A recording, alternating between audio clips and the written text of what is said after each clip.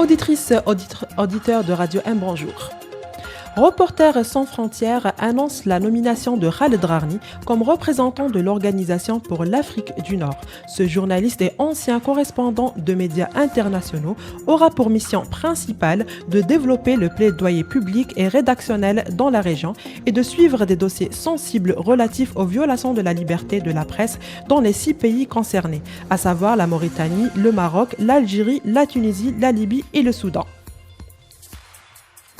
Des policiers ont interpellé hier soir le militant politique Karim Tabou à son domicile à Alger, et cela d'après les déclarations de son frère Jafar Tabou sur sa page Facebook, écrit avoir reçu un SMS de son frère Karim Tabou pour l'informer que la police est chez lui et qu'il a été arrêté et va être transféré au commissariat de Châteauneuf sans connaître le motif et qui n'a toujours pas été relâché jusqu'à présent.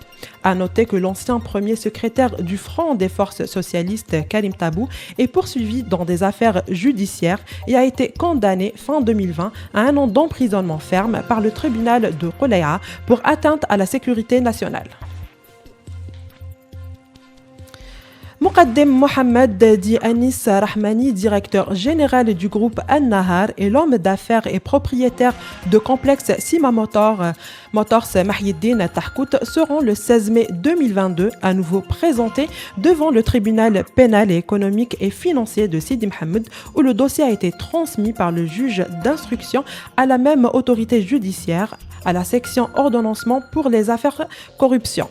Le procès se déroulera à distance via Skype en raison de la présence des accusés dans des établissements pénitentiaires hors de la wilaya.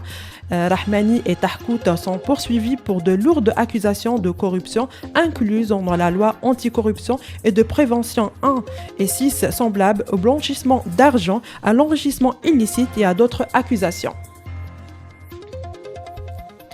Le fils de Maurice Audin, combattant de la cause algérienne, a reçu le passeport algérien après 55 ans d'attente. Pierre Audin a obtenu un passeport algérien afin d'assister à la célébration du 60e anniversaire de l'indépendance de l'Algérie.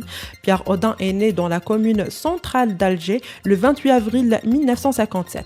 En septembre 2020, le président de la République, Abdelmadjid Tebboune, lui a accordé la nationalité algérienne et cela a été fait selon un décret présidentiel publié dans le journal officiel.